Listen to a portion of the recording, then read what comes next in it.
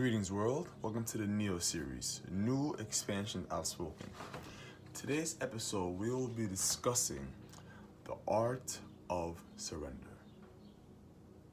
You see, when we were babies, infants, our guardians took care of us. Before we even knew how to walk, before we knew how to crawl, our guardians cared for us. Even when we were in the womb, we were taken care of and we had no control of what happened. Yet, as we increase in age, we have to think, I'm a big man, I'm a big gal, I do as I wish. But this episode here today is going to show you that there's a lot more surrendering you have to get back into than before. When you were a baby, right? When you were a baby, you surrendered.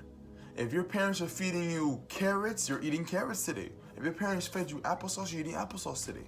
If your parents are feeding you breast milk or formula milk, that's what you're drinking. We have to surrender. Yet, as we get older, our egos develop and say, I'm the one running the show. I'm the one calling the shots. I'm the one making the moves. But you have to understand that that type of thinking cannot serve if you want to go to the highest levels in life.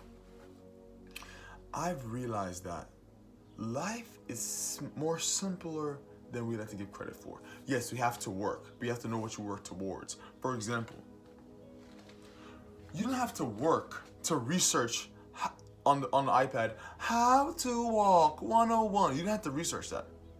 It was granted to you, assuming you're able-bodied. The door was open to you, and you practice the work of walking, falling down. Practice the work of walking, falling down. So, firstly, you have to understand that you must do the proper work. The work when it's appropriate. What doors have opened for you? What has blossomed in front of your face for you to do? And this video is for me as much as it's for the viewers. I have a bit of a controlling problem. I have to control a lot. But I have to understand that, Taj, there's certain things that happen in the universe that we live in that are outside of our control. You are a little speck in the grand scheme of the cosmos. Humble yourself. Yes, you're unique. Your fingerprint no one else has. Your bodily makeup no one else has. But still at the same time, humble yourself. Because the surrender that you must have is like being in the ocean. When you're in the ocean, you can't fight and say, this way, that. No.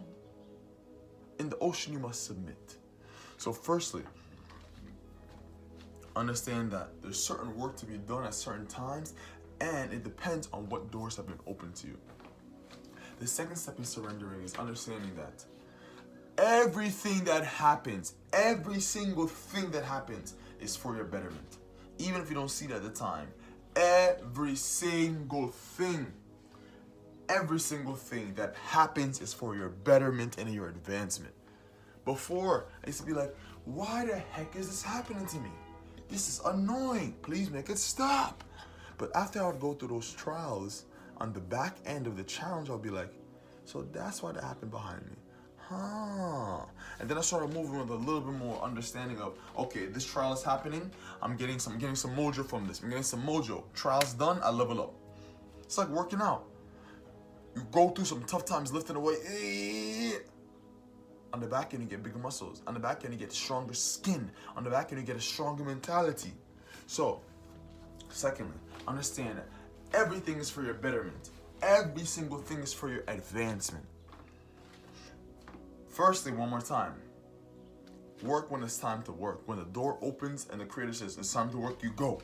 When it's time to watch, you sit back. Secondly, everything is for your betterment and your advancement. Every single thing. Now, hear me out though. If you choose to see otherwise in that belief, you will get that. If you say, oh my gosh, this thing I'm going is going to destroy me, you will get that. But if you say, OMG, this is serving me, I'm going to level up, you'll see, then you'll get that as well. Thirdly, in the art of surrendering, is understanding that your peers in the world are your best teachers. What do you mean by that? Let's say me, I'm very mild-mannered. When it comes to sports and music things, then I get active, yeah. But I'm very mild-mannered. And let's say I meet a person who's always on 1,000, they always up here with it. At first I'll be like, yo, this person's so annoying. But they're there to teach me something. Our best teachers have the most bitterest lessons to deliver. If we got along with everybody, everyone we got along with on earth, There's no contrast. There's no push and pull. There's no hot and cold. How would you develop that way? So understanding that those people in your life who give you the most ickiest feeling sometimes, they are best teachers because they're teaching you that, young one, humble yourself. This person I'm presenting to you is meant to develop you in some ways. We like to think we're big people. But the tree down the street, there's a tree down the street that's taller than you. There's a tree down the street that's lived more life than you. Humble yourself for a moment, brother. I'm not saying you're not great in your ways, but to add to your greatness, surrender, bro. Surrender. Let's go over the tips one more time. Firstly, work when it's time. When the creator says, go, you go. When the creator says, sit back and observe, you watch. Secondly, everything you face is for your advancement. Every single thing you face is for your advancement.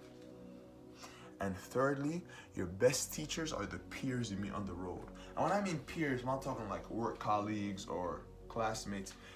Every human is your peer. You may admire like, wow, I'm 25, this person is 100. I admire that they live more life than me. Cool, but we're still peers in the earthly way. We're still peers in the universe of Earth.